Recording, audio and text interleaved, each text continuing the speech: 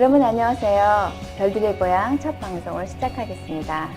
저는 진행을 맡은 저널의 미디어 정경화입니다. 저희 프로에서는 각 분야의 별과 같은 분을 초대합니다. 여러 가지 현안에 대해서도 얘기 나누겠지만 살아오면서 특별했던 순간들, 경험들, 그리고 공유할 수 있는 이야기들을 통해 나눠보는 그런 시간을 갖고자 합니다. 많은 분들의 참여를 환영하고 적극 모시도록 하겠습니다. 자, 그럼 오늘 별들의 고향 첫 번째 초대 손님을 모실 텐데요. 오늘이 첫 방송이니만큼 정말로 특별한 분을 조심스럽고 어렵게 모셨습니다. 요즘 다시 전성기를 누리고 계시는 통일 외교 전문가 정세현 전 통일부 장관님 모셨습니다. 장관님 안녕하세요. 다시 전성기가 아니고 최초의 전성기요. 아니 진짜 뭐 현직에 있을 때보다 더 바빠요 지금. 요즘요? 많이 바쁘셔서 제가 보니까 장관님 최근에 책도 내시고 작년에 담대한 여정이랑 책도 내시고 책이 2권 나오고 네. 한 권은 뭐라 그러나 그 강형을 묶어서 창비해서 내고 그래서 3권이 나왔죠 책이. 아 그래요? 예. 제가 알기로는 담대한 여정, 평양 갑시다 말고 또 한 권이 있었어요? 한반도 특강. 한반도 특강이요? 아 그러셨구나. 그 6사람이 한 건데. 네. 그래요. 아 네. 그러면은 평양 갑시다라는 책을 기획하실 때 먼저 여행을 다녀오신 다음에 가셨나요? 아니요, 그건 이제 그 앞으로 평양 가자는 뜻이고 네. 그 남북관계 개선을 위해서 관심이 있는 분들한테 네. 미리 사전 지식을 주는 그런 취지로 대담을 했죠. 대담한 걸 책으로 낸 겁니다. 아, 대단. 그럼 실제로 여행 가셨던 건 아니에요? 아니, 그건 아, 아니고. 그러셨구나. 제가 잘못 알고 있었네요. 아니, 제목을 그렇게 해가지고, 네, 다 간 줄 알고 있었어요. 그 북 콘서트 하는 날 네. 김어준 씨가 정청래 의원한테 한마디 했지. 왜요? 뭐라고요? 진짜 평양 가는 얘기인 줄 알았더니 시베리아 횡단철도 타고 모스크바까지밖에 안 가놓고 왜 평양 갑시다 했느냐는 얘기를 했는데 지금 바로 평양 갈 수 없으니까 네. 그렇게라도 돌아다니면서 평양 갈 수 있는 날이 오기를 기다리는 그런 심정으로 아, 그런 제목을 취지였군요. 붙였을 겁니다. 예. 그럼 평양을 거쳐서 간 게 아니라 저기 블라디보스톡으로 해서 이렇게 시베리아 열차 타시고 가셨나요? 네, 예. 나는 그때 그 기차는 안 타고 네. 그 정국장도 아는 그 황재혁 박사하고 같이 갔었어요. 아, 예, 그러셨어요. 예. 네. 거기는 이제 시베리아 횡단철도를 타고 모스크바로 해서 베를린까지 갔다 온 팀들이 있었죠. 네. 저도 한번 시베리아 횡단 열차를 타봤는데요. 3일 정도 탔었거든요. 그때 거의 반 거지가 되다시피 3일 꼬박 했는데. 타면 이루크츠크까지만 가는 거죠. 맞아요. 너무 힘들었었는데 그때 괜찮으셨어요? 건강은 별 이상 없으셨어요? 그럼 예. 아, 네. 보다시피 나는 건강합니다. 네. 그러면 특별히 건강 관리 뭐 어떻게 하시는 거 있으세요? 하루에 10,000보 걷는 거 그게 아마 근데 나는 내 건강의 그 원천은 네. 소화력이 좋다는 걸 거예요. 타고나는. 옛날 술 많이 먹을 때 술병 나도 한 이틀이면 가라앉았어요. 네. 술 많이 먹으니 목소리가 이렇게 됐습니다. 목소리가 굵고 멋있으신데요. 네? 굵고 멋있으세요. 제가 장관님 모시기 전에 인터넷에 검색을 해봤어요. 그랬더니 제가 너무 재미있는 단어 하나를 찾은 거예요. 해방둥이라고. 장관님하고 너무 상반된 장관님과 둥이가 안 어울려 제가 웃긴 했는데요. 장관님이 태어나신 해가 보니까 세계 2차 대전이 끝나는 역사적인 한 해였던 것 같은데 맞나요? 네, 8월 15일 날 일본이 항복을 했는데 네. 그러기 전에 2달 전에 6월 16일 날 내가 양력으로 네. 6월 16일 날 저 북만주 하얼빈보다 더 동북 쪽에 있는 네네. 자무스라는 도시에서 태어났어요. 네. 거기서 하바롭스크가 더 가깝습니다. 하얼빈보다. 네. 그러니까 뭐 엄청나게 추운 데지. 그렇죠. 네. 그래서 장관님 이렇게 행보를 보면은 1900 세계 2차 대전 끝나는 해에 태어나시고 지금도 계속 통일 관련 일을 하시면서 남북 평화, 한반도 평화, 심지어는 동북아시아의 평화를 외치시고 다니신단 말이에요. 그러면은 우연치고는 너무 숙명적인 게 아닌가 저는 그렇게 생각이 들었어요. 그래서 글쎄. 혹시 예. 이 정도 되면은 평화를 몰고 다니는 사나이라 불러야 되는 건 아닌지 어떻게 생각하시나요? 아이고, 평화를 몰고 다닌다기보다는 네. 평화를 몰고 오고 싶어 하는, 예, 그렇게 붙여야죠. 근데 재밌는 것은 네. 내가 6월 16일 날 태어나서 100일을 지나고, 네. 100일, 뭐, 어린애기는 100일은 지나야 움직일 수 있으니까, 100일 지나고, 그걸 떠나서 저희 부모님 고향인 전라북도 전주까지 도착하는데 40일이 걸렸습니다. 40일이요. 네, 네. 40일이 걸렸는데, 네. 아마도 10월 말쯤 해서는 그 10월 말쯤으로 그 기록이 돼 있던데 아버지가 돌아가시기 전에 적어놓은 그 기록을 보니까 네. 평양 역전에서 남쪽으로 가는 기차를 기다리느라고 이틀 동안 강보에 쌓여서 역전에서 노숙했던 어린입니다, 내가. 그래서 그런 그 기억 속에 없는 추억 때문에 네. 평양 갔을 때, 맨 처음에 갔을 때는 평양역을 보니까 좀 감회가 좀 나더라고요. 네. 저 마당에서 내가 이틀을 노숙을 했단 말이지. 그거 이제 부모님으로부터 전해드린 예, 얘기죠. 예, 예. 네. 아, 정말 대단한 어렸을 때 장관님의 의지와는 관계없이 먼 여정을. 그렇죠. 네. 그럼 저기 통일 일 하시면서 혹시 장관님 특별히 다른 별명 가지고 계신 거 있으세요? 응? 뭐요? 별명. 별명? 네, 제가 하나 아는 건 있거든요. 아, 뭔데? 빨간, 응? 빨간 펜. 그건 고치신다고? 통일연구원 부원장 시절에 처음에 그 박사 학위 막 하고 온 사람들이 보고서 쓰는 게 네. 도대체 지루하고 결론 그 요점을 팍팍 찔러야 되는데 네. 보고서라는 건 네. 너무 장황하게 늘어나서 전부 다 빨간 볼펜으로 고쳤지. 그랬더니 빨간 볼펜이라고 별명을 붙였다는데 네. 그거는 연구원 볼펜이고 나중에 그 제가 98년에 통일부 차관 발령을 받았어요. 네. 근데 그때 인사 프로필에 보니까 나도 몰랐어요. 몰랐는데 통일부 탱크라고 하는 별명이 아. 있었다고 하더라고요. 그러니까 아마 통일부에 같이 다니던 동료나 또는 후배들이 네. 저 사람이 일을 시작하면 탱크처럼 밀어붙인다는 그런 뜻으로 탱크라고 그랬겠지. 네. 예. 상당히 멋지고 좋은 별명이네요. 글쎄, 추진력. 장관님과 잘 어울리는 별명 추진력? 같습니다. 네. 그거 가지고 북쪽에서 그 자꾸 이 핑계 저 핑계 대지 말고 네. 남북 회담할 때 장관 회담할 때 네. 그 우리가 신문 보니까 별명이 통일부 땅굴라고 그러던데 저 러시아 말로는 땅굴라고 읽습니다. 아, 탱크를 땅굴라고요? 뭐 땅굴라고 러시아말로. 그러는데 그 땅굴처럼 좀 밀어서 좀 해주시라요 그러더라고. 뭐 그런 얘기도 네. 아, 예. 그러면 그 북한 그 관리들도 장관님에 대한 신뢰, 아, 저 사람이 밀면 밀리겠구나, 아니면 이게 상황이 호전되겠구나, 그런 기대가 있는 건가요? 그거는 그 사람들이 나중에 내가 통일부에서 나온 뒤에 이제 민간이 된 뒤에 만나서 들은 얘기인데 네.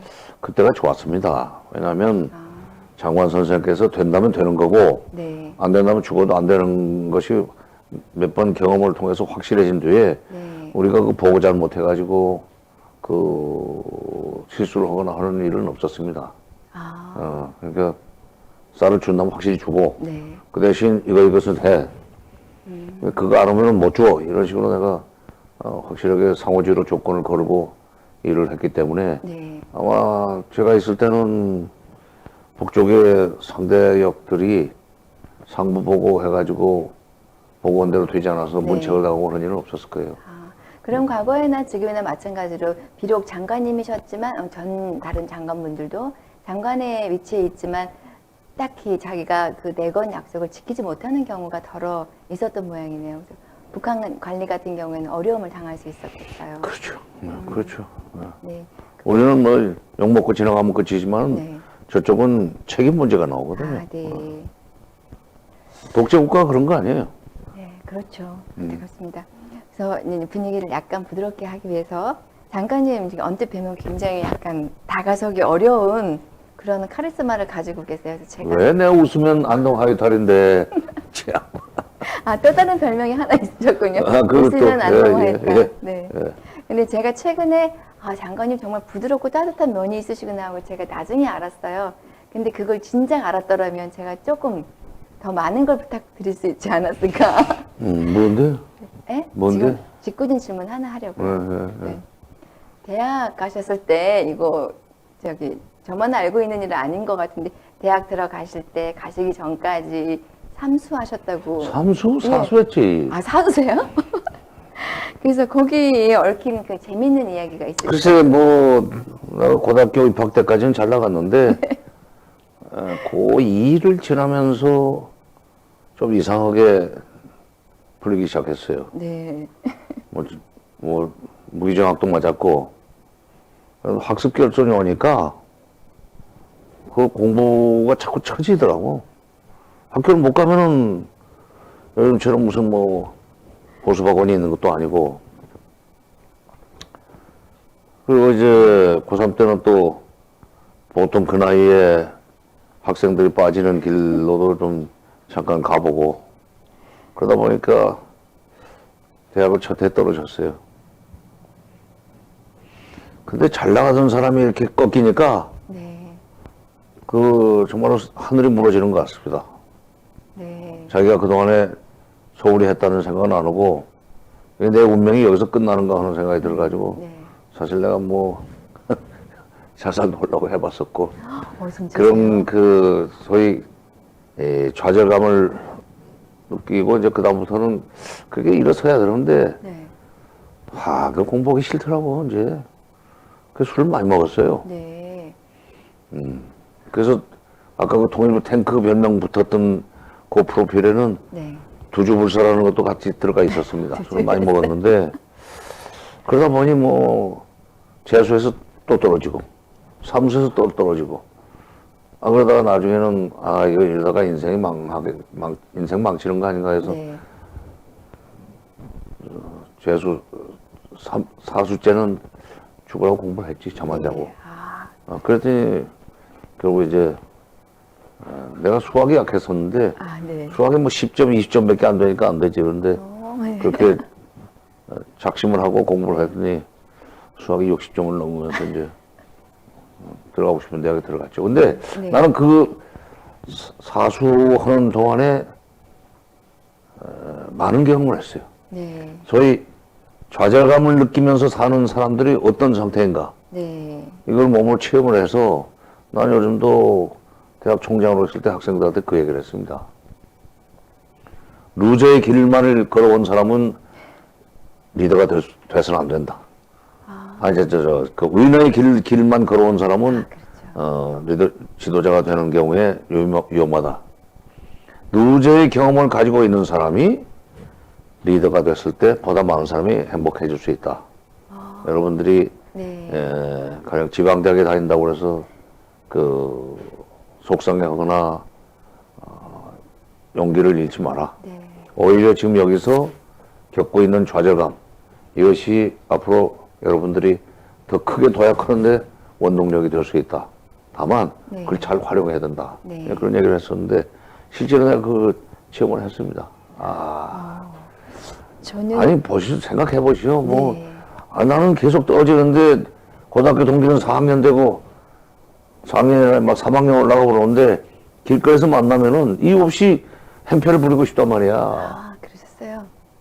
그 술 사라고 그러고 대낮에 네. 술 먹고 그리고 야 너 술값 내고 가 그러고 떨어진 게 무슨 뭐 대학 떨어진 게 참 대단한 뭐 파고도 아닌데 그렇게 살다 보니까 나중에 그렇게 사는 사람들이 네. 느끼는 좌절감 그것이 사회에 대한 불만으로 터질 수 있다. 네. 그런 생각을 했죠.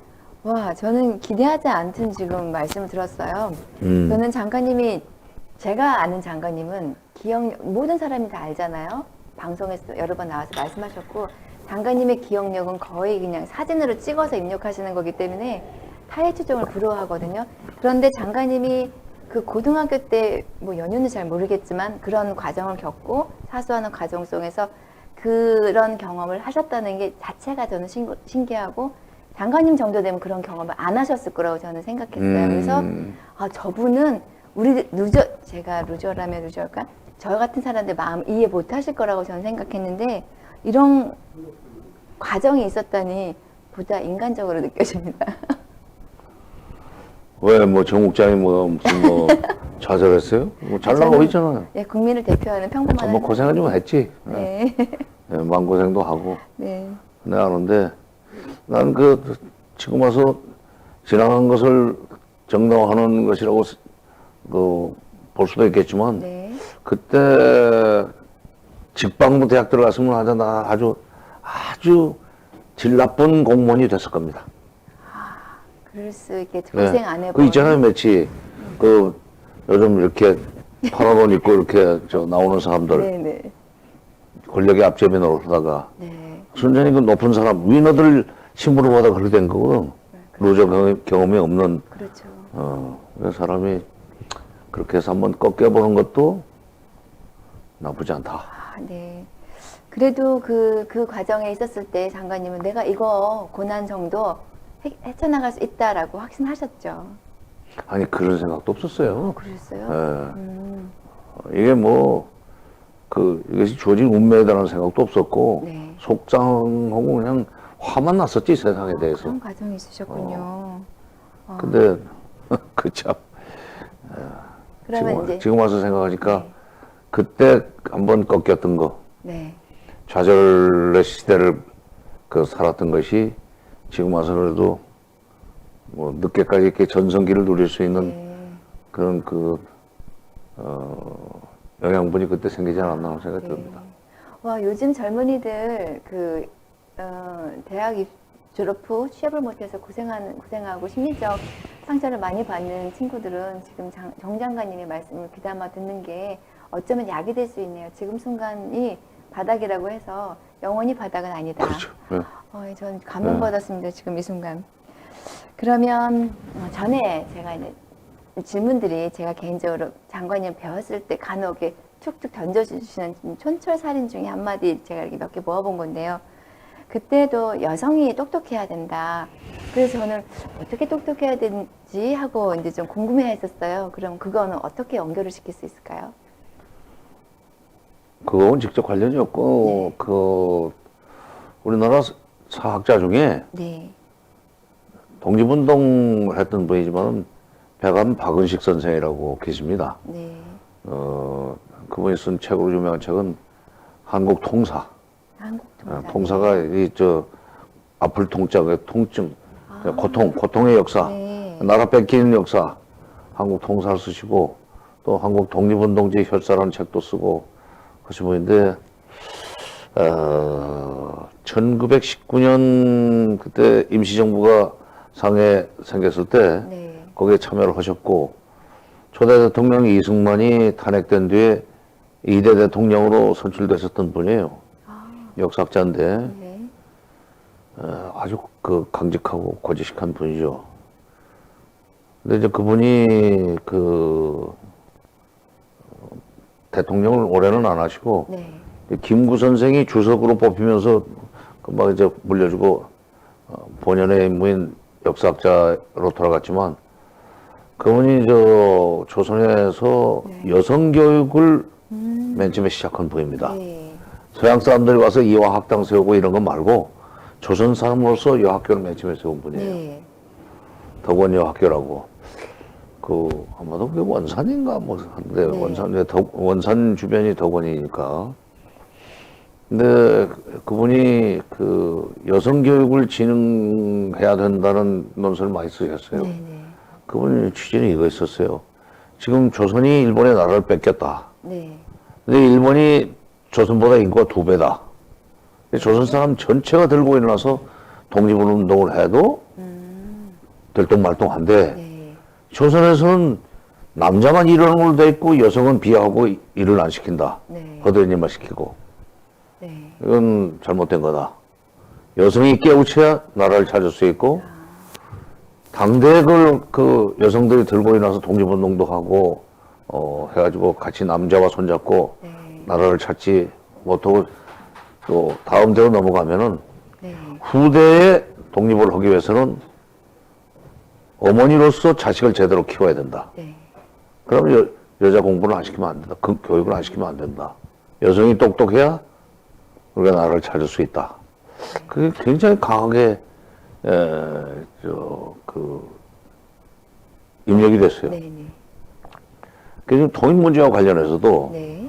지금 통일 문제는 되게 뭐 남자들만 하는 걸로 되게 무슨 외교 안보 문제는 다 남자들이 하는 걸로 돼 있는데 예, 그렇게. 여자들이 잘 안 합니다. 그 재미없어서 그런지 이쪽에 남자들이 저희들 영역이라고 해가지고 끼워주질 않아서 그런지 잘 안 되고 있어요. 그래서 저는 그 통일 문제에 대해서도 어설픈 남자들 괜히 무슨 석사 박사 가지고 그 자격이 있다고 해가지고 나가서 얘기하는 거 보면 신통치 않은 사람 많아. 네. 저도 잘 모르면서. 근데 여러 중에 똑똑한 사람들이 있거든. 그렇죠. 이런 사람들이 활동할 수 있는 그 영역을 많이 늘려주는 게 좋아요. 그렇게 해서, 네. 그리고 여성이 똑똑하면은 자식들이 똑똑합니다. 엄마의 아, 네. 엄마가 똑똑해야 자식들이 집안에서 여러 가지 애들을 키우는 건 엄마가 하는 거 아니에요. 남편은 아버지가 가서 돈이나 벌어오는 거지. 또 어머니가 또 돈 버는 수도 있고. 네.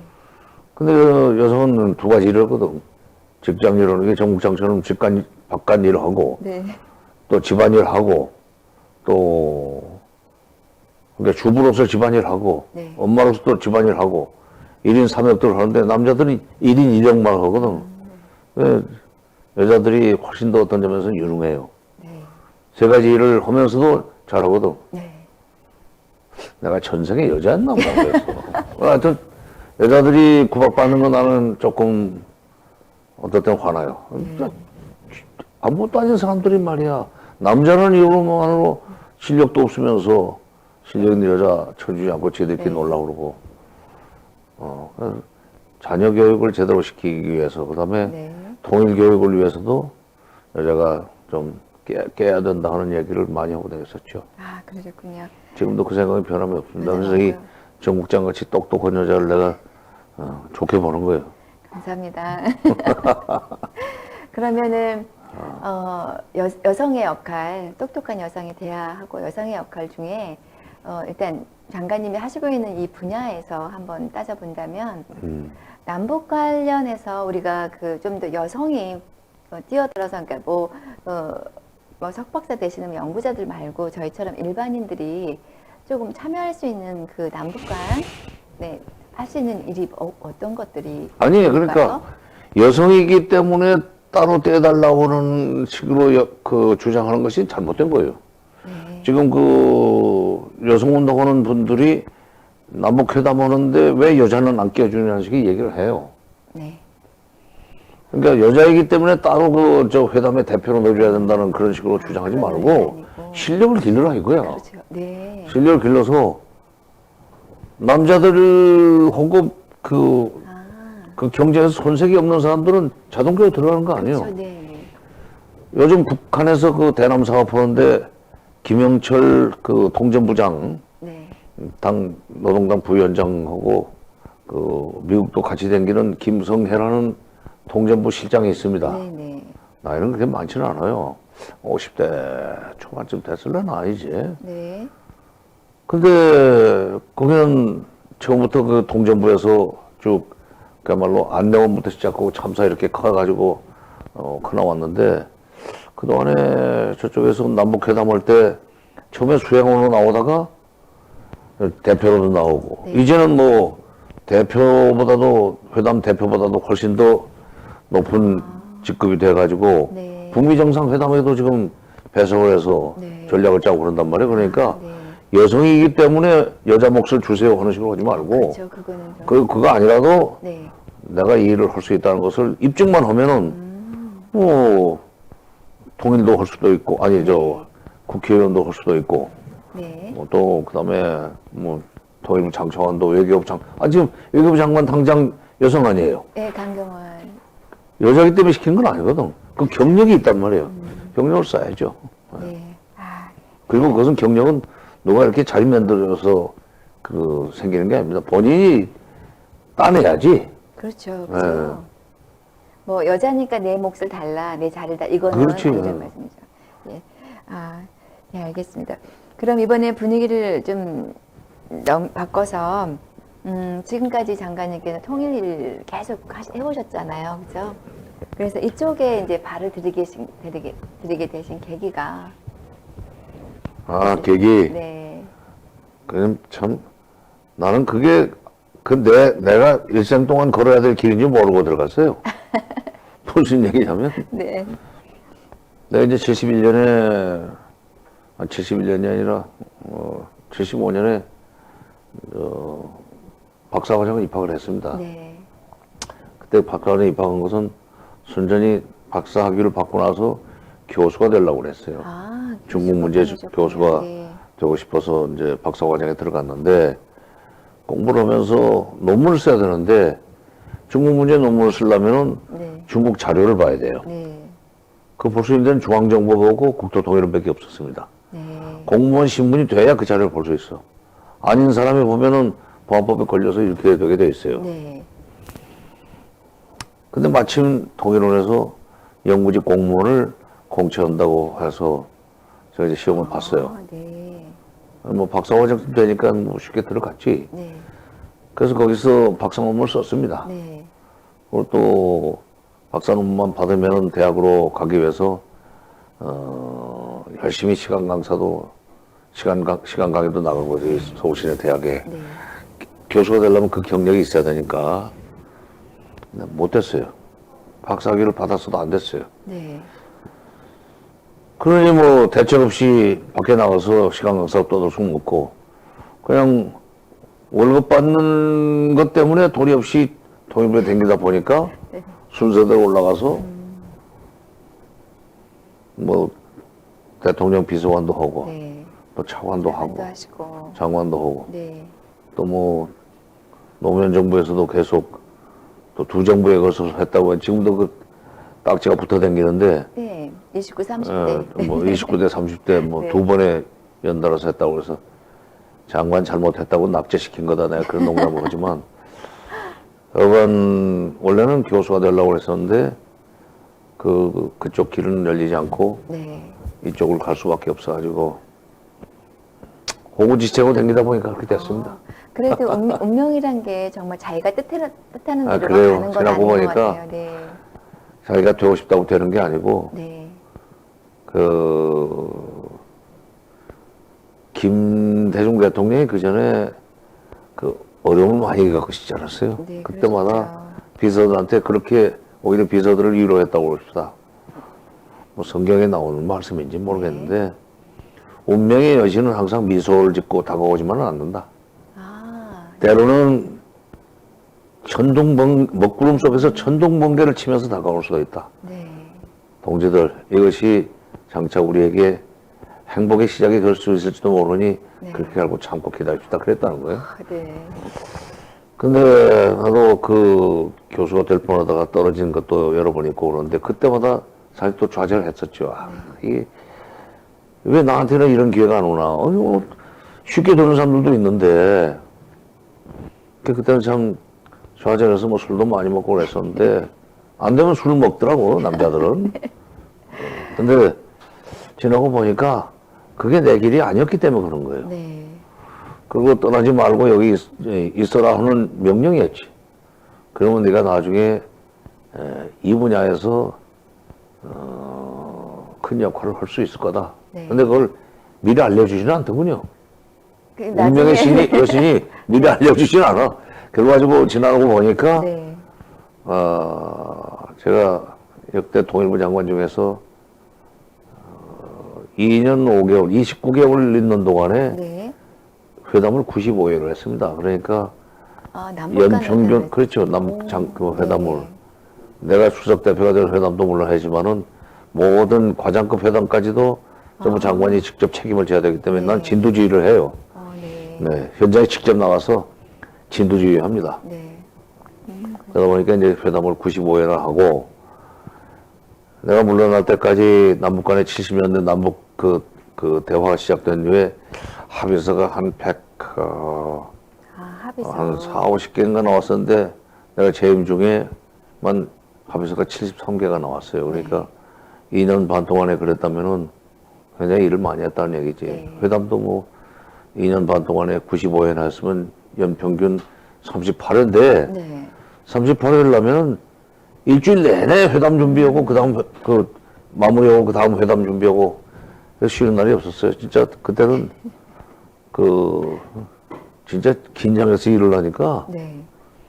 아침 일찍부터 저녁 늦게까지 또는 그 신나서 그러는지 그렇게 주간하고 일어나도 코피도 안 나. 건강하셔서. 되게 과로면 코피 난다는데 그런 시절이 있었으면 그거는 네. 그때 그러니까 대학 교수가 돼서 나갔으면 겪을 수 없는 겪을 수 없는 경험이었었고 일이셨죠. 네. 아, 그러셨구나. 철도도로 연결도 제가 92년에 자재 장비를 주고 했는데 네. 이번에 한 것은 현대와 착공식입니다. 네. 연결은 그때 92년에 해서 94년 5년에 끝났어요. 연결이. 근데 그것도 저는 77년에 통일원에 들어와서 2004년 6월 30일 날 물러날 때까지 했던 일 중에 가장 보람있게 생각하는 것이 네. 전쟁 통해 끊어진 남북철도도로를 자재 장비를 주어서 연결시켜 놨다는 거. 네. 그건 내가 좀 자랑 좀 하고 싶어요. 네. 근데 사람들이 잘 안 알아줘. 성견지명이 있으셨던 것 같아요. 성견지명이 반드시 그 남북 간 철도는 연결되어야 하는 거잖아요. 네. 그럼 이제 제가 아까 그 합의서들을 1년에 한 300 몇 개 하셨다고 그랬나요? 아니, 1년에 2년 반 동안 73개니까 73개. 1년 반 동안에 이쪽 뭐야 그러니까 한 30개 가까이. 30개 가까이. 예. 그러면 이거는 개인적으로 한 궁금한 건데 그 합의된 합의서들이 제대로 다 이행은 되고 아니면 아니 이제 합의서라는 게 네. 장관급 합의서가 있으면 그 다음에 차관급 합의서가 나오고 이제 새끼를 치죠. 네. 국장급 합의서. 네. 결국은 이런 것도 있어요. 사실 개성공단의 노동자들의 임금을 어떤 식으로 줘야 될 것인가. 네. 그다음에 개성공단 노동자들의 근무 시간, 네. 출퇴근 관련 이런 것은 어떤 식으로 운영할 것인가. 네. 그 합의를 해가지고 네. 남북 합의를 해서 그 개성공단에 관한은 북쪽에서 당신의 최고인민회에서 법으로 정하라. 네. 나중에 단순 합의서라고 해서 깰지 몰라서 아. 합의서 만들어라. 네. 그런 것도 하고 아. 또 뭐 가령 이 비무장지대에서 확성기 방송을 중단해주는 대신 네. NLL 서해 NLL 상에서 해군 함정 간의 충돌을 방지하기 위해서 네. 무선 교신을 하도록 하는 거 이런 합의서들을 만들어 가지고 이행이 됐었죠. 근데 이제 네. 그게 이명박 박근혜 정부 들어와서 다 그냥 이쪽에서 무시해 버리니까 네. 북쪽도 안 지키고 오면서 지금은 다 옛날 일이 됐지만은 다시 문재인 정부가 이제 과거의 합의서를 다시 이제 되살리자고 해서 네. 원형들이 있으니까 뭐 이제 그대로 이행합시다 하면 또 될 수 네. 있을 거예요. 예. 그 합의서가 만약에 이행되지 않은 부분 대체적으로 저희 쪽에서 많이 좀 어긴 게 있었나요? 대체적으로? 우리 쪽에서 저쪽에서 우리 쪽에서요. 그렇지 북쪽도 이런 게 있어요. 서로 주고받았군요, 그럼. 그러면 피장파장이지 그야. 왜냐면 상대가 있는 문제에서 네. 어느 한쪽만 지고지선하고 한쪽은 불량하고 그러진 않아요. 아, 예. 북미 간에도 마찬가지입니다. 북미 간도요, 예. 미국이 안 지킨 것도 있고 네. 북한이 안 지킨 것도 있고. 네. 근데 이제 피상적으로 보면은 북한이 먼저 약속을 안 지킨 걸로 되지만은 그 밑에 원인이 또 미국으로부터 제공된 것도 있고 네. 거꾸로 북한이 원인을 제공했기 때문에 미국이 깨고 나간 것도 있고. 네. 그런데 그걸 세밀히 들여다보지 않으면은 수면 위에 드러난 것만 가지고 또 상대방한테 이제 책임을 넘기고 하는 그런 말싸움은 계속되죠. 계속되죠. 예. 네. 그것들이 이제 많이 정치적으로 이용되고 또 일반 사람들은 잘 명확한 사실을 근거를 확인하지 못한 탓에 또 그렇게 믿는 수도 있는 것 같아요. 그럼 결국 또 남북 문제로 이제 저희도 모르게 슬쩍 질문이 넘어와 버렸어요. 아니 넘어가야죠. 뭐 넘어와야죠. 난 불러내 안 가서 무슨 내 인생사를 들으려고는 아니고 네. 남북 문제 궁금해서 불렀을 거 아니에요. 네. 본론 들어갑시다. 네. 그러면 이제 좀 가볍게 들어가서 김대중 노무현 정부 때부터 장관님이 이제 29대, 30대 두 번 통일부 장관을 역임하셨잖아요. 그래서 제가 봤을 때는 남북 협상에 있어서는 그 누구보다 최고의 경험과 능력을 가지고 있고 또 그 아주 성견지명을 가지고 계신 것 같은데 혹시 그 중에 일을 하시다가 굉장히 힘들었거나 아니면 뭐 재미있는 일인데 공개하지 않은 일이 혹시 있으신가요? 그 협상의 성공 사례는 아니지만은 네. 될 뻔했다가 안 된 경우가 오히려 지금 마음에 많이 남아 있습니다. 네. 94년 김영삼 대통령 정부 시절인데 네. 94년 7월 25일부터 27일까지 평양에서 김영삼, 김일성 남북 정상회담을 하게 돼 있었어요. 네. 남북의 우리나라 대북 정책사를 보면은 사실 79년 1월 달에 그 기자회견을 하면서 박정희 대통령도 평양에 누구와도 만날 용의가 있다 하는 식의 제안을 했었어요. 그건 평양에 누구와 만나겠다는 얘기는 김일성과의 정상회담을 제안한 건데 네. 언제 어디서든 만날 용의가 있다 그렇게 했었죠. 근데 그분은 그 뜻을 못 이루고 그 해제 10월 달에 돌아가셨고 그 뒤에 전두환 대통령, 노태우 대통령 전부 남북 정상회담까지 하고 싶어가지고 뭐 밀사배교도 많이 하고 했습니다만 잘 안 됐어요. 근데 김영삼 대통령 때 북핵 문제가 터지면서 의외로 남북 정상회담이라는 찬스가 왔어요. 네. 그래서 나는 그때 청와대 비서관입니다. 회담 준비를 아주 실질적인 책임을 지고 하고 있었는데 합의한 날로부터 회담 일까지가 한 보름 정도 16일, 20일, 한 달, 한 달 정도밖에 시간 여유가 없는데 이게 처음 해보는 정상회담이기 때문에 준비할 것이 많아가지고 정말 잠 못 잤어요. 나중에 보름 이상 잠을 못 자고 일을 하니까 눈에서 열이 나는데 그때 내 눈이 많이 상한 것 같아요. 그때 시력이 많이 떨어진 것 같은데 그렇게 열심히 일을 했는데 난데없이 7월 그러니까 6월 17일 날인가 이제 최종 합의가 됐는데 7월 8일 날 새벽에 김일성 주석이 사망했다고 7월 9일 날 12시 방송에 나왔어요. 그때 제가 이게 분단 국가에서 정상회담이 이루어지면 그때부터 남북 관계가 그야말로 정상적인 관계로 이제 발전해 나갈 수 있는데 그건 어떻게 됐다. 우리 민족의 운명이 여기까지냐? 우리는 이 미국과 소련이 갈라놓은 분단에서 정상회담을 통해서 분단을 극복할 수 있는 기회도 안 온단 말인가? 근데 굉장히 참 낙담을 했었어요.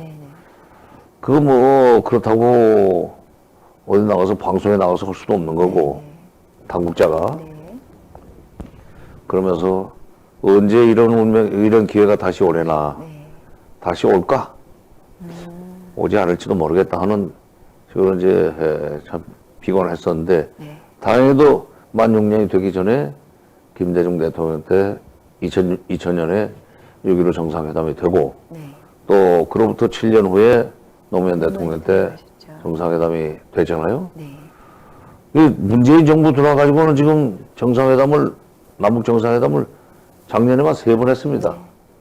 이번에 북미 정상회담 2월 말에 끝나고 3월 달에 답방을 겸한 정상회담이 되면 이제 4번째고 이 대한민국 분단사에서 정상회담이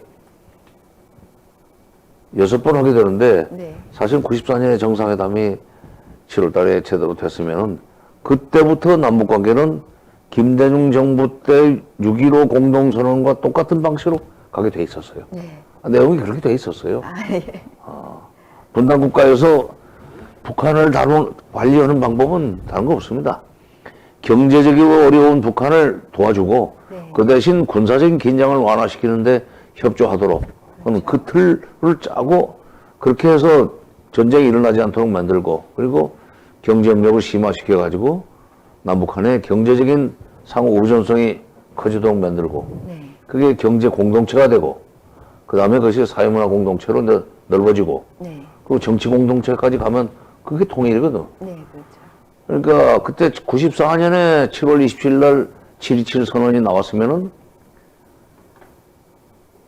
2000년 6.15 때 나왔던 정상회담 선언하고 똑같은 걸로 준비를 했었어요, 제가. 김영삼 대통령한테도 그렇게 보고를 드렸죠. 그랬더니 그분, 그러니까 이게 도리 없습니다. 지금 북쪽 경제가 어려운 만큼 우리가 경제적으로 도와주고 그 대신 군사적으로 장난치지 못하도록 합의하시고 장관급 회담만 열어주시면 실무적인 문제는 저희가 풀어나갑니다. 네. 김영삼 대통령 그야말로 촌철살인적인 멘트. 그래, 돈 주면 안 되겠나? 분단 국가에서 이 관리하는 것은 돈입니다. 네. 지금 사람들은 곡조도 모르고 퍼주기라고 그러는데 그 퍼주기라는 대부분 경제 지원이 없으면 군사적 긴장 완화는 못 시켜요. 그렇죠. 개성공단 보세요. 개성공단 2천만 평 그 땅에 남쪽 서울, 오산 이런 데를 겨냥하고 있는 장사정포, 방사포가 수백 문이 있던데요, 거기가. 개성공단 털을 내놓으면서 다 올라갔어요. 그렇죠, 뒤로. 개성시 북쪽으로. 15km 이상 북상했지. 그 돈의 힘이에요. 그러니까 금강산도 마찬가지고. 금강산에서 돈 버는 재미로, 개성공단에서 돈 버는 재미로 거기 있던 대포들을 개성시 북쪽으로, 그 다음에 고성시 북쪽으로 가지고 올라가가지고 거의 남쪽에 대한 군사적 그 행동을 취하려면은 시간이 그만큼 걸리게 되니까 우리가 대비할 수 있는 시간이 늘어나는 거 아니에요. 그러면서 상대적으로 안전해지는 거지. 그 돈의 힘이에요. 그러니까 퍼주기를 요구하는 사람들은 군사적 긴장이 완화되는 것이 싫은 거예요. 네, 한반도의 군사적 그 안보 위험이 긴장될수록 그거를 즐기는 사람들이라는 건가요? 즐기는 게 아니라 군사적 긴장이 유지되는 과정에서 구축된 기득권이 허물어진 걸 싫어하는 사람들입니다. 싫어하는 거죠. 예. 대표적인 것이 방위산업에 종사하는 사람들. 아, 그죠. 네. 어. 물건을 팔아야 하니까. 네. 아, 그러면 한 가지, 지금 현재 그 북한이 저희보다 그 열악한, 한 30년 정도 그 열악한 경제 구조를 가지고 있나요? IMF가 계산한 바로면 우리가 3만 달러 아니요? 네. 1인당 국민소득이 3만 달러, 네. 1조 5천억 달러 정도 되는데 GDP는 북한은 지금 한 400억 달러 정도로 추산이 되니까 1인당 그 소득으로는 아마 1,600달러, 3만 달러에 1,600달러니까 우리가 3만 원짜리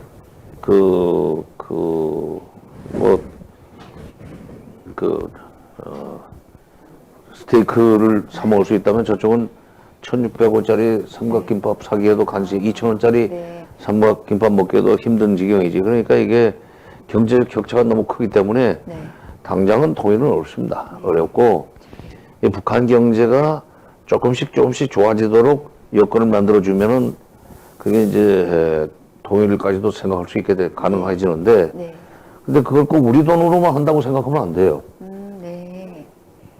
지금 북한이 비핵화를 하고 북미 관계 개선까지 이렇게 끌어내게 되면은 비핵화와 북미 관계를 바꾸기로 했으니까 트럼프하고 김정은이 그래서 북미 관계 개선되면은 미국이 투자가 시작될 겁니다. 그러면 중국이 가만 안 있죠. 일본도 들어가고. 오히려 지금 돈의 덩어리로 봐서는 우리 것이 제일 작을지 몰라. 그러니까 주변 국가들이 북한을 자기네들의 경제적인 어떤 이 경제 활성화의 블루오션으로 쓰려고 하기 전에 우리가 먼저 가서 선점을 해야 됩니다. 근데 그런 데 대해서 얘기를 하면 그 퍼주기는 안 된다. 비핵화가 끝난 뒤 해도 늦지 않다. 비핵화 하기 전에 안 된다 그러는데 아마도 그 비핵화가 완전히 마무리되기 전에 비핵화 프로세스가 시작이 되면은 미국 기업이나 중국 기업, 일본 기업은 북한에 들어갈 겁니다. 용기 있게. 오히려 나중에 우리가 들어가려면 우리는 자리는 없을 거예요.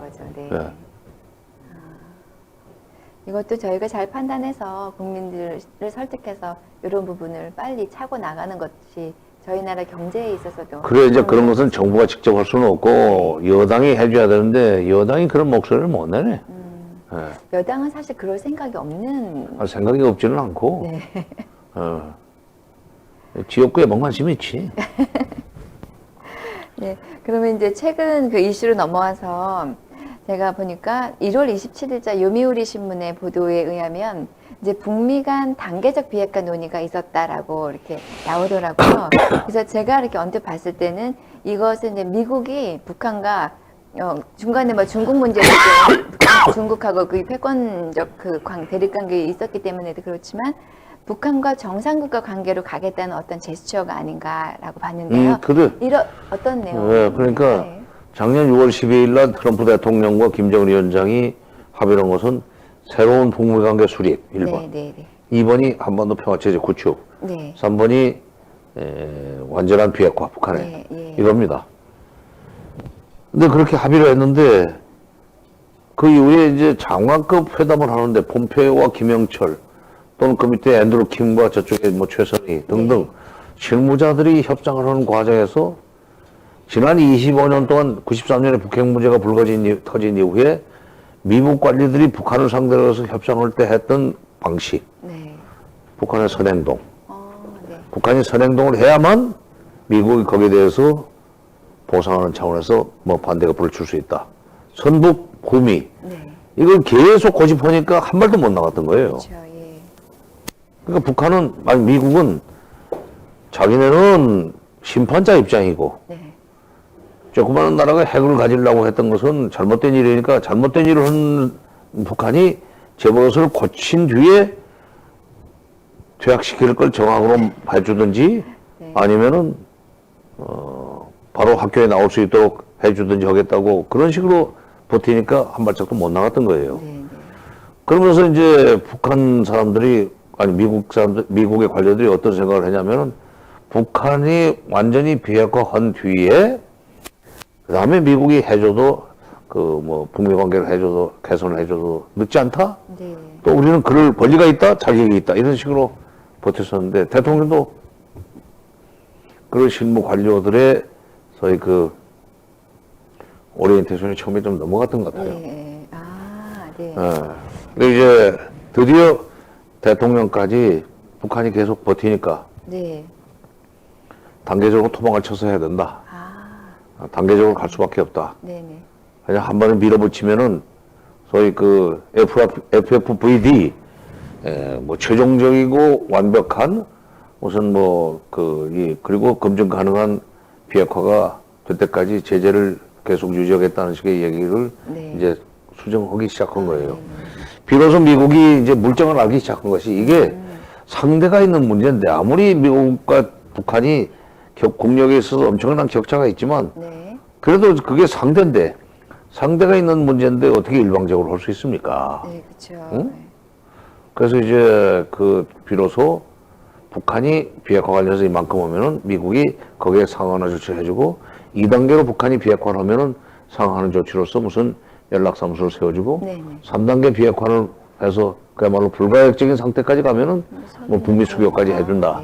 이런 식으로 토막을 쳐서 상호 연계시켜서 문제를 풀어나가자 하는 그런데 이제 비로소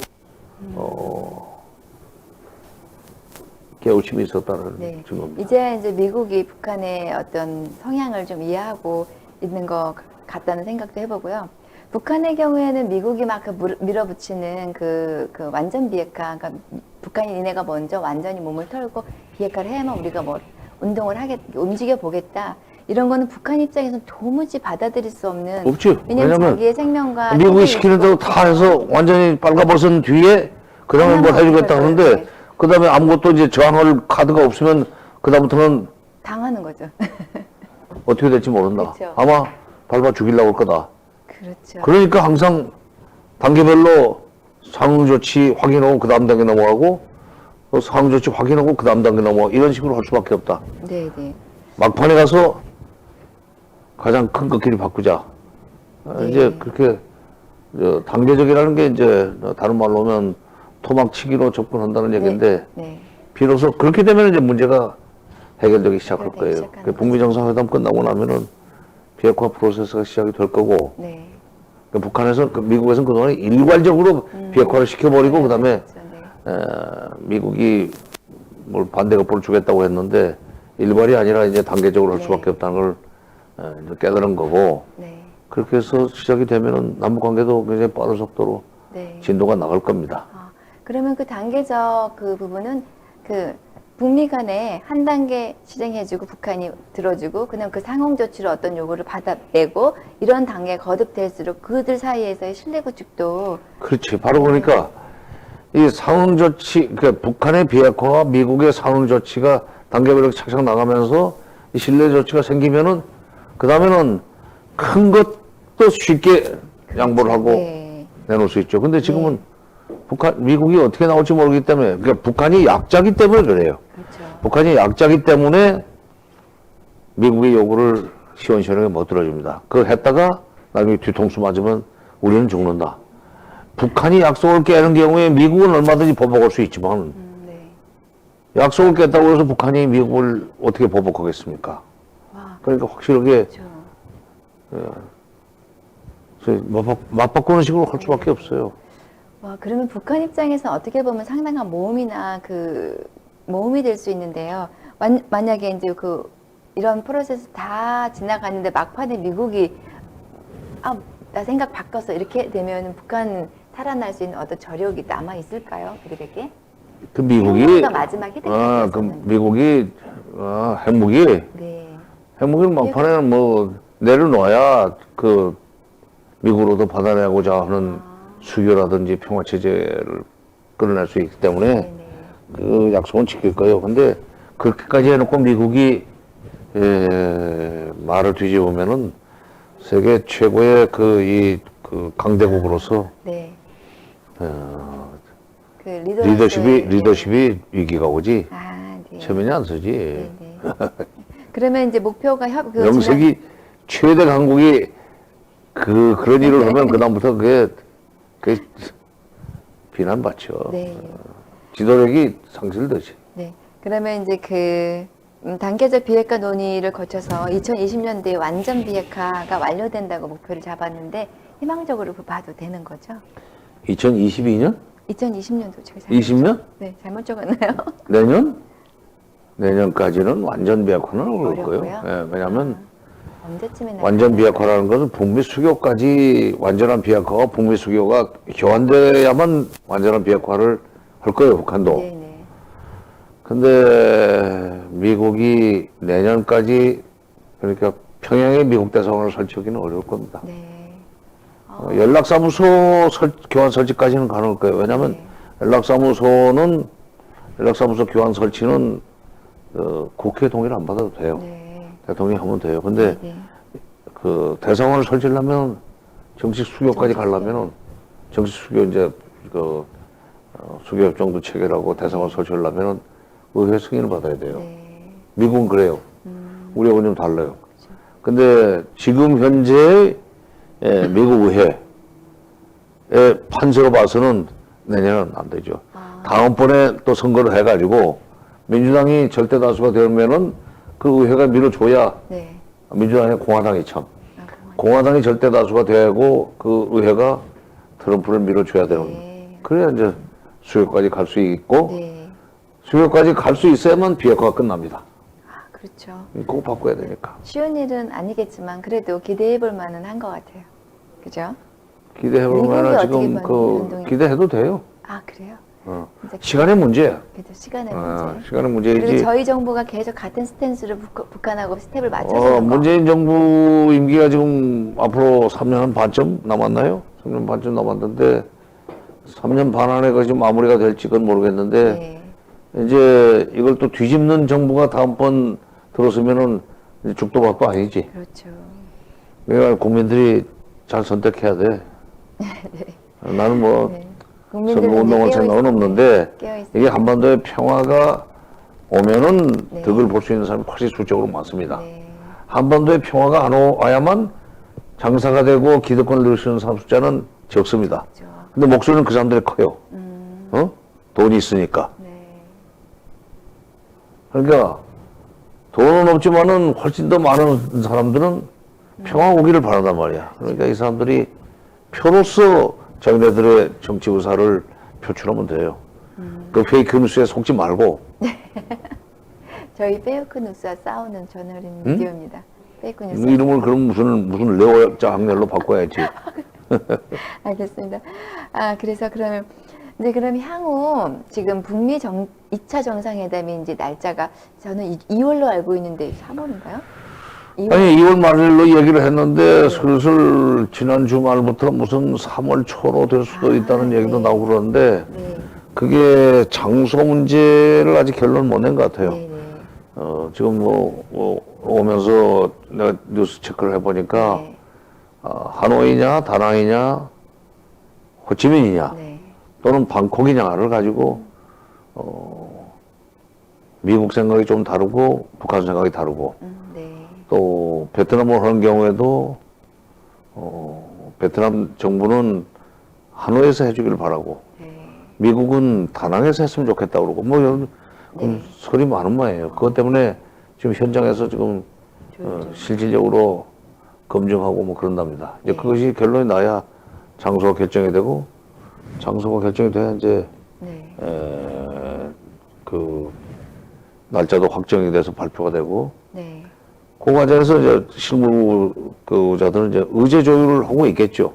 이게 투 트랙을 하는 것이 지금 장소 문제를 협의하는 그 협상팀은 현장에서 협의하고 있고 이쪽 두 정상이 만났을 때 실제로 대화를 해야 될 의제, 합의문 같은 것은 어떤 식으로 만들 것인가 하는 그 협상대로 지금 뭐 하리라고 봅니다. 그러면 이제 그 전에 그 고위급 회담, 이제 마이클 폼페이오하고 그 김영철 북한 노동당 부위원장이 만났고 그 이후에 또 스웨덴에서 그 실무자 협의가 또 있었잖아요. 스티븐 비건하고 최선희가 만났죠. 그렇죠.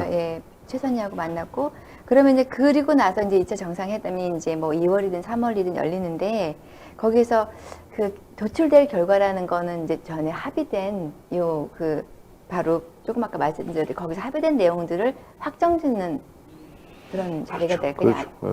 그거 이외에 더는 기대할 수 없는 거죠. 단계적으로 해야지. 그러니까 지난번 6월 10일 날은 미국과 북한이 앞으로 무엇을 할 것인가 합의를 했어요. 새로운 북미관계 수립, 한반도 평화체제 구축, 비핵화. 근데 이번에 만나면은 그것을 어떻게 할 것인가. 방법적으로. 그런 큰 틀을 짜야 돼요. 어떻게 할 것인가. 단계적으로 그런 데까지는 합의가 될 거예요. 근데 단계적으로 하는데 그것을 몇 단계로 토막을 칠 것인가. 그다음에 언제까지 끝낼 것인가. 그런 것을 또 실무자들이 협의를 해가지고 필요하면은 정상회담을 또 하는 거고 아니면은 폼페이오 김영철 회담으로 끝낼 수도 있고 그거는 이제 어떻게 될지 좀 두고 봐야 되고 오늘 내가 바로 답은 못 하겠네. 아무리 정국생이 웃으면서 물어도 내가 답 못 해. 알겠습니다. 그러면 이제 가장 좀 여기서 지금 소외되어 있는 게 저희 남한의 역할 비중 도대체 어떻게 해야 되냐. 지금 제가 생각하기에는 남한이 굉장히 그 대북 문제에 있어서 되게 스탠스 잘 취하고 있다고 저는 평가하고 싶어요. 그런데 이제 장관님께서 보시기에 그러면 남한의 역할 비중은 도대체 얼마나 되는지 아니 우리에게도 어떤 그 면이 서는지 말씀해 주세요. 문재인 대통령이 4월 27일 날 정상회담, 남북 정상회담을 앞두고 남북 정상회담은 북미 정상회담의 길잡이다 하는 얘기를 했어요. 근데 그러기 전에 취임하면서 바로 그랬나? 한반도 문제에 우리가 운전자가 되어 있다는 얘기를 했습니다. 운전자론. 근데 이제 그거는 2000년 그때 김대중 대통령이 그러니까 98년 대통령이 되신 뒤에 클린턴 대통령과 정상회담을 했죠. 그때 6월인가 그렇게 됐는데 정상회담을 하면서 한반도 문제를 내가 좀 직접 주도적으로 풀겠다. 그러니까 클린턴 대통령이 그럼 당신이 운전석에 앉으시오. 내가 조수석에서 도와드리겠습니다. 해가지고 이제 소위 운전자라는 말이 그때 나왔는데 운전대론이 그때 나왔는데 그거 지금 그 2.0인 셈이죠. 한반도 운전자론은 김대중 대통령 98년에 운전자론이 2017년에 한반도 운전자론으로 이제 발전이 됐는데 근데 그 운전자 내지는 길잡이 이런 식으로 해가지고 지금 그 김정은 위원장과 트럼프를 잘 연결시킨 게 지금 문재인 대통령입니다. 작년 6월 26일 날 제주에서 제주 평화 포럼이 열렸는데 그때 한 세션에서 내가 일본 전문가한테 질문했어요. 내가 사회를 만든 네. 세션이 있어가지고 네. 4.27 남북 정상회담과 6.12 북미 정상회담 이후에 한반도 정세가 어떻게 전개될 것인지, 그리고 그 과정에서 우리 한국 정부가 무슨 역할을 해야 되겠는지 좀 조언을 해달라 네. 그랬더니 그 일본 전문가 그랬어요. 오거노키 마사오 교수라고 케이오 대학의 이제 명예 교수인데 네. 한국말을 잘합니다. 네. 북한 원전을 그대로 읽을 수 있는 사람이니까. 네. 지금 문재인 대통령이 운이 참 좋은 대통령이다. 분당국의 대통령으로서 문재인 대통령이 운이 좋다. 네. 왜냐? 때마침 김정은과 트럼프를 만났다. 이 네. 둘을 연결시켜서 지금 잘 풀어나오고 있다. 의외로 초창기에는 뭐 이 둘 만나면 큰일 날 거라고 생각했는데 의외에 네. 소위 어네스트 브로커가 좀 나쁜 말로 되지만 사실은 그 어네스트 브로커는 좋은 겁니다. 네. 그리고 문재인 대통령이 트럼프 대통령과 김정은 위원장을 이렇게 자꾸 연결시켜서 지금 정상회담을 1차 때는 물론 문재인 대통령의 그 노력으로 그렇게 된 거고 2차도 지금 한국 정부가 계속 미국을 설득하고 북한을 설득해가지고 네. 다시 또 톱다운식으로 일을 시작하지 않았어요? 이렇게 해서 하여튼 둘을 자꾸 만나게 하고 둘이 합의한 것을 이행되도록 하면은 그러면 우리 5천만 국민들은 평화를 얻게 됩니다. 네, 그렇죠. 응? 평화를 얻게 된다고. 네. 그걸 가지고 무슨 뭐 김정은이한테 왜 이렇게 매달리느냐, 왜 김정은이한테 무슨 뭐 이렇게 구걸을 하느냐 그러는데 김정은이 서울에 오도록 만드는 것은 여기 구경하고 가라는 게 아니에요. 여기 오라고 그래서 다음번 북미 정상회담이 열리게 되면은 이런 식으로 해가지고 좋은 성과를 내라 하는 과외 공부 시켜주려고 그런 거예요. 어? 그래서 문 대통령이 김정은 위원장을 설득을 해서 좋은 방향을 가도록 하고 또 트럼프 대통령과 통화를 하든지 또 만나가지고 김정은 위원장과 회담할 때 네. 좋은 결과를 가져올 수 있도록 그렇게 조언하고 또 교육시켜가지고 좋은 결과가 나오면은 그게 북한 좋게 하는 겁니까? 미국 좋게 하는 겁니까? 우리 국민 좋게 하는 거 아니에요? 그렇죠. 그 원리를 이해를 못하고 왜 김정은한테 매달리느냐? 미국이 압박하는데 그 방해하지 마라. 미국이 압박을 해야만 북한 핵 문제는 풀린다 하는 첫딱서님 소리였는데 네. 압박을 해가지고 25년 동안 해결하지 못했던 게 그렇죠. 북핵 문제입니다. 그렇죠. 네. 북한이 간단치가 않아요. 아니 북한만 간단한 게 아니라 단군의 후손인 우리 남북이 다 간단치가 않아. 보통 독종들이 아니에요. 압박으로 굴복하지 않아. 그렇죠. 그러면 현 시점에서는 문재인 대통령이 그 어네스트 브로커 역할을 잘 하고 있는 것이죠? 그럼 네. 믿으시오. 네, 다행입니다.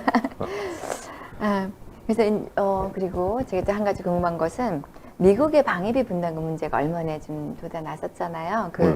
뭐 10억 불에 1년 단기 계약을 요구하고 요것은 이제 분담금을 매해 인상 요구할 수 하겠다는 거죠. 아, 매 인상하겠다는 건데 네.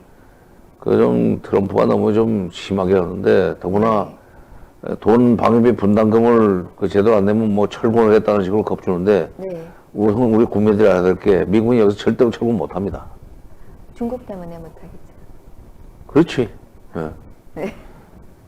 여기 평택에 있는 여기 한반도에 있는 미군이 나가면은 남는 것은 주일 미군밖에 없는데 주일 미군만 가지고는 중국이 태평양으로 나오려는 걸 막을 수 있는 힘이 약해요. 예. 그러니까 우리 국민들이 이번에 여론조사를 어디서 했나? 그 방위비 더 내라고 그러는 거 미국 잘못하고 있다. 그 자꾸 철군시키겠다는 식으로 그 협박하면서 그런 건 잘못했다고. 52%가 그런 생각했다는 거야. 만약 그런 식으로 하면 철군해도 좋다가 52%라는 거예요. 우리 국민들이 올바로 보는 겁니다. 네. 외교에 있어서 그 협상력은 그 미국 사람들하고 만나서 그 협상하는 뭐 국방부 관리나 외교부 관리의 셋째 혀가 아니에요. 국민 여론입니다. 국민 여론이 이렇게 너희들 이렇게 방위비 분담금 올리라고 하면서 철군을 했다고 협박하는 거 이거 절대로 용납이 안 된다. 네. 우리 국민들이 그러려면 나가라고 한다. 그렇죠. 좀 나가. 이런 식으로 못해요. 나갈 수 없는 못 나간다고. 예. 아니 태평양을 내놓으려면 나가지. 근데 태평양을 내놓을 수가 없어요. 미국이 지금. 중국이 지금 무기승천으로 해군력을 강화하고 있는데 여기서 지금 주한미군이 나가면은 태평양을 내놓아야 되는데 반밖에 못 써요.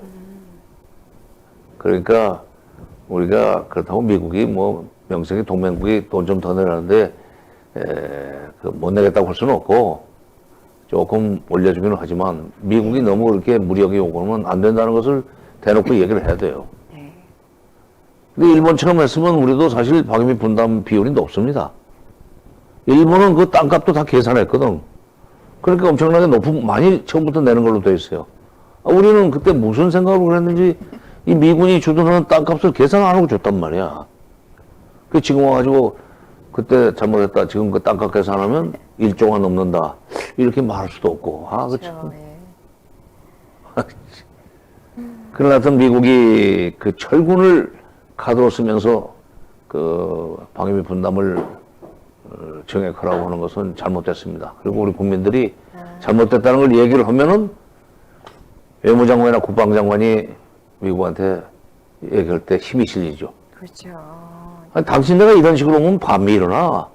반미 일어나면 당신네 좋을 게 없어. 이렇게 얘기를 할 수 있도록 국민들이 도와줘야 돼요. 네. 근데 그러지 말고 돈 좀 더 내면 어떠냐. 미군 나가면 큰일 난다? 근데 그 사람들 그 논리는 거예요. 미군이 나가면 인민군이 밀고 내려와서 공사가 된다. 네. 쳐들어온다고. 북한 전쟁 못 아직도. 일으킵니다. 북한 군대가 뭐가 있어? 숫자는 많아요. 숫자는 많지만 아니 기름을 우리 100분의 1도 못 쓰는데 탱크가 어떻게 가며 비행기가 어떻게 뜨고 배가 어떻게 뜹니까? 전쟁 지속 역량이 없어. 그래서 전쟁 못 일으켜.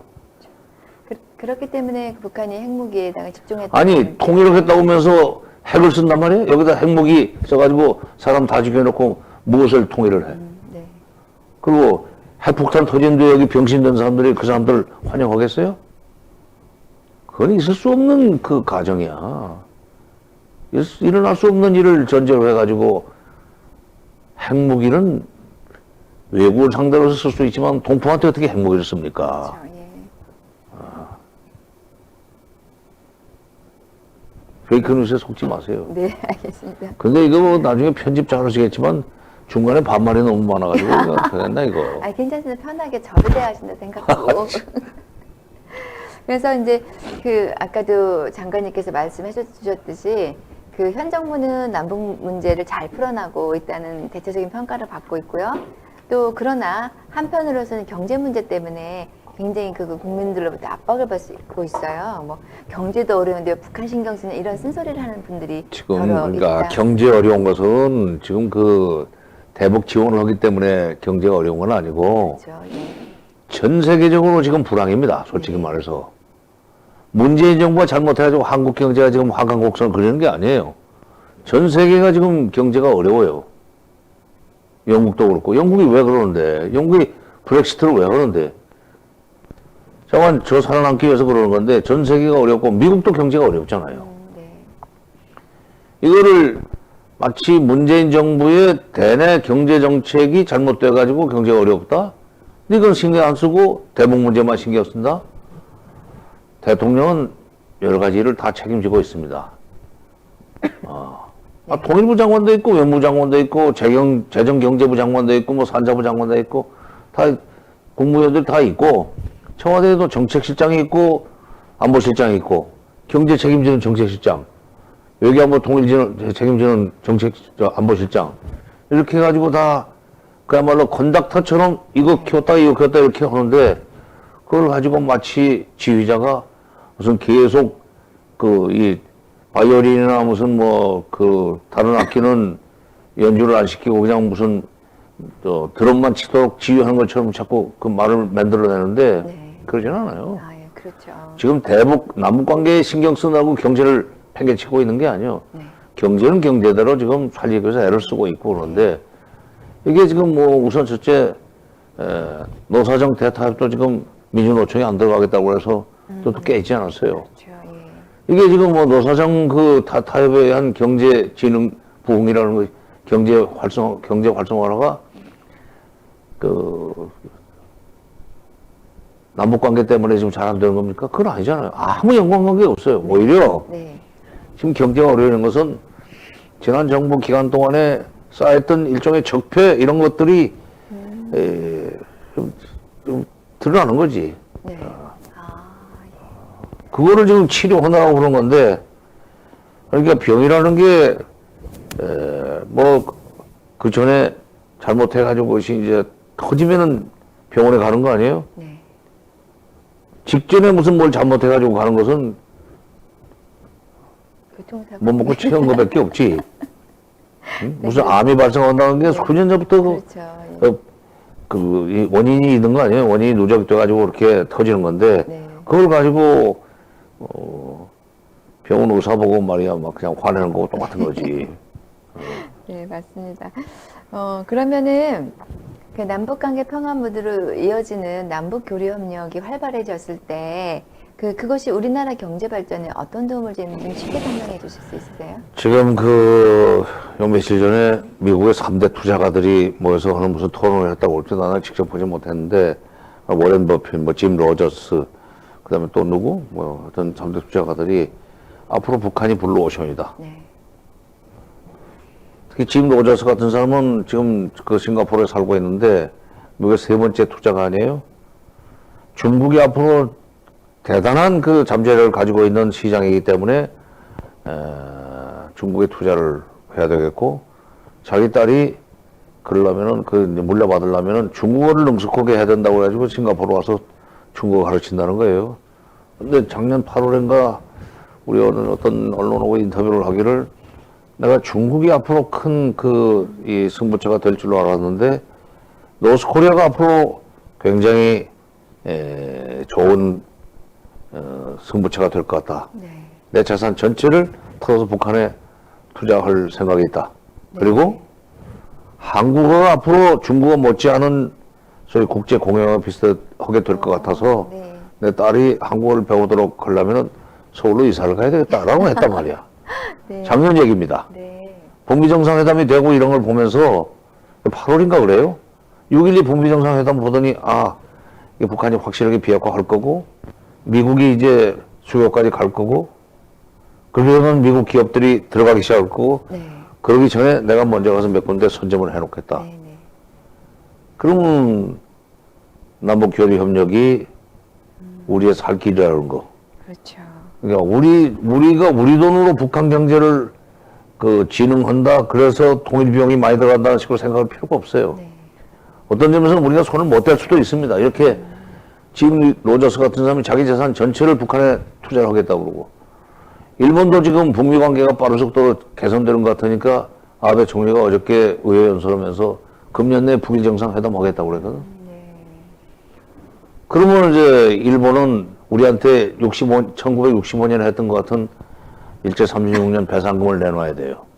네. 100억이 될지 200억이 될지 모릅니다. 한때 100억까지 합의를 했었지, 2002년에. 네. 근데 거기서 30억 달러하고 70억 달러 쪼개서 주겠다고 그러니까 김정일 위원장이 필요 없다. 내려면 한꺼번에 내고 그래야지 무슨 질끔질끔 건 필요 없다 해서 없었던 걸로 했는데 네. 이제 그로부터 17년이나 흘렀으니까 네. 물가 상승률을 감안하면 한 200억 달러 되겠죠. 네. 200억 달러면은 북한 GDP 총액의 한 절반 정도입니다. 네. 그러면 북한으로선 빈집에 황소가 들어가는 격이에요. 우리가 200억 달러를 낼 수 있을 것 같아요. 이 국민 여론 때문에, 퍼주기라는 여론 때문에. 200억 달러 사실 별건 아니에요. 네. 우리로서는. 근데 우리 국민들이 이렇게 그런 것을 퍼주기라고 하면서 핵 문제가 해결되기 전에 아무것도 하지 말라는 여론이 아직도 남아있는 한, 네. 우리는 그걸 못합니다. 네. 일본은 아베가 압도적인 리더십을 가지고 밀고 들어갈 거고, 미국도 들어가고, 중국도 들어가고, 그럼 나중에, 진짜, 나중에는 북한 경제가 중국화돼 버리고, 네. 북한 경제가 일본화되고, 북한 경제가 미국화되면은 우리 건 없습니다. 네. 그럼 통일 못해요. 만약에요, 장관님, 북한도 그런 생각은 좀 하고 있지 않을까요? 기왕이면 네. 기왕이면은 남북이 하나의 경제 공동체가 되는 것이 좋다고 생각하지. 네. 북한 주민들도 네. 아, 말 쉽게 통곡했다. 미국이나 일본하고 이렇게 하는 것보다야 남북이 하는 게 좋다고 생각하지. 근데 북한도 그러는데 우리 쪽에서 그걸 반대하는 사람들이 있단 말이야. 이게 이 지금 분단 체제 하에서 기득권이 깨지는 것이 싫은 사람들, 불안한 사람들이 자꾸 말을 만들어내서 이걸 못하게 한다고. 네. 예. 남북 적대 관계가 끝나버리면 없어지는 직업이 많습니다. 그럼 남한 내에서 먼저 해결해야 될 부분이 있네요, 저희가. 아니 근데 해결하기 위해서 세상이 바뀌니까 이제 생각을 고치고 이쪽으로 줄 서라 하는데 안 오잖아. 그러면 거기 있다가 그냥 그대로 그 배 타고 있다가 또 내려가라고 하는 수밖에 없어. 네, 앞으로 희망적으로 남북 관계가 잘 흘러갔으면 좋겠습니다. 그래서 저희 나라 경제도 남북 간의 그 상황이 좋아지면서 북한에 불러오신 저희 나라 기업들도 많이 들어가고 이런 일들이 생겨. 그렇죠. 네. 그러니까 북한 경제가 그 중국이나 미국이나 일본의 투자를 이렇게 막 불처럼 일어난다든지 이러기 전에 우리가 먼저 들어가면은 훨씬 더 우리가 그 지분이 많아지고 늦게 들어가도 북한 경제가 잘 돌아가면은 우리가 득을 보면 득을 받지 손해볼 것은 없어요. 네. 어. 한 가지로 개성공단에 들어갔던 제가 그 옛날 3.1회계법인에서 만들어낸 대동강의 기적이라는 책을 이렇게 읽었어요. 근데 너무 어려워서 읽기 힘들었지만 거기에 봤을 때는 개성공단 예만 들어도 개성공단에 들어간 그 북한과 남한을 비교했을 때 남한 측 기업들이 훨씬 더 이득을 많이 올린 걸로. 그럼 대북 사업은 네. 가성비가 굉장히 높은 사업입니다. 네. 그러니까 북한의 저임금 어디서 사람을 그 고급 인력을 한 달에 20만 원 미만은 돈을 주고 씁니까? 한 달 동안 일을 시킵니까? 25일 출근한다고 하면 하루에 8만 원이야. 20만 원 줘도. 가만 있어봐. 20만 원, 8만 원, 8천 원? 8천 원. 8천 원이죠. 네. 도저히 한국에서 있을 수 없는 인건비예요. 한국은 이미 지금 그 제조업에 뭐 한 달에 150만 원 줘서 사람 씁니까? 그러니까 지금 저 중국으로 어떤 동남아로 나가는데 이 개성공단의 경우에는 100불 많이 줘야 150불이란 말이에요. 잔업까지 오고 주말 근무해도 150불 정도 그 주고 물건을 만들면 원가가 싸지잖아요. 그렇죠. 원가가 싸면 그 수출 경쟁력이 높아지는 거예요. 네. 그러니까 같은 돈을 들이고도 베트남에 투자해서 우리 중소기업이 벌 수 있는 돈과 개성공단에 투자해서 벌 수 있는 돈의 액수가 달라요. 원가가 달라지니까. 그리고 수출 무역하는 물류비가 굉장히 중요하잖아요. 네, 그렇죠. 물리비가 중요하죠. 여기서 만들어가지고 바로 인천에서 실어가지고 그냥 내보내면은 돈이 엄청나게 들어오지. 그러니까 솔직히 개성공단에 들어갔던 기업들이 지금 문이 닫혀 있어서 손해를 많이 보고 있지만 한때는 재미를 봤습니다.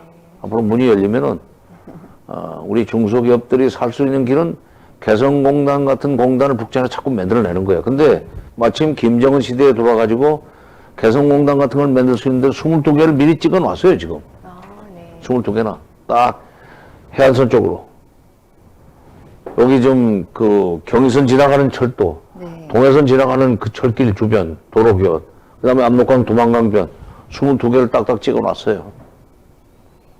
거기 들어가면은 그쪽은 그쪽대로 월급 받아서 좋고, 그 다음에 기술 배워서 좋고, 네.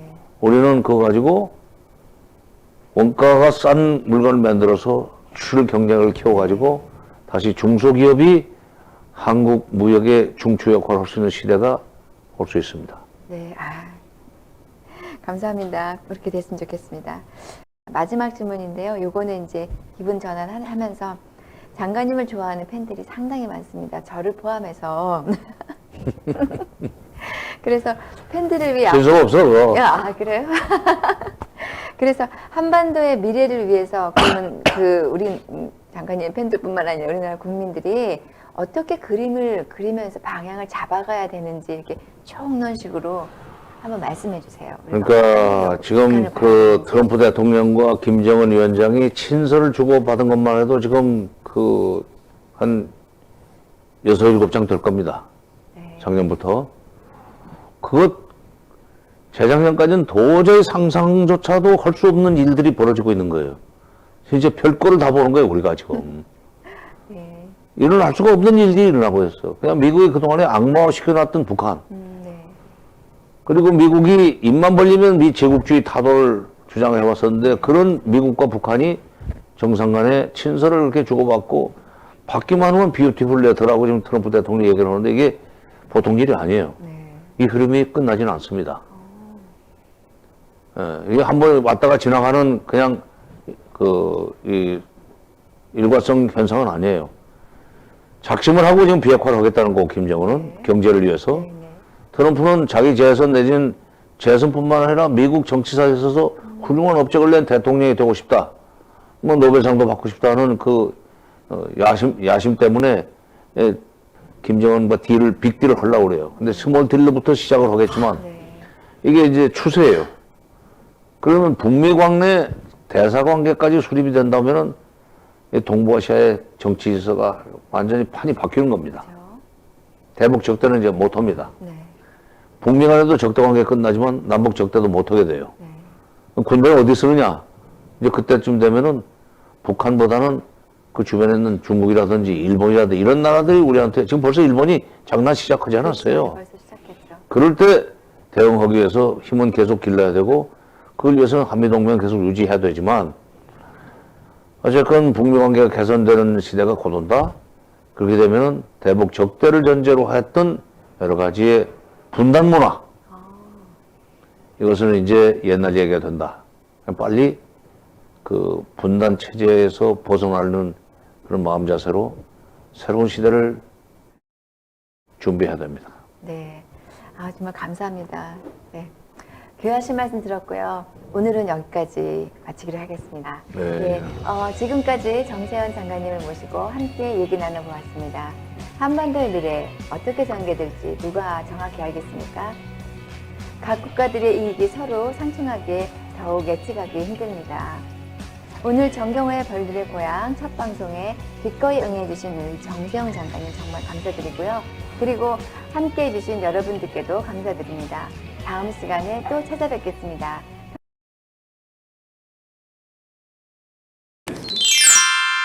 여러분의 자발적인 후원이 서울의 소리에 큰 힘이 됩니다. 1877-0204 1877-0204 감사합니다. 저널인 미디어가 독자 여러분의 소중한 제보를 받습니다. 뉴스 가치나 화제성이 있다고 판단되는 영상을 아래 메일로 보내주시면 적극 반영하겠습니다. 채택 시 소정의 고려를 지급합니다.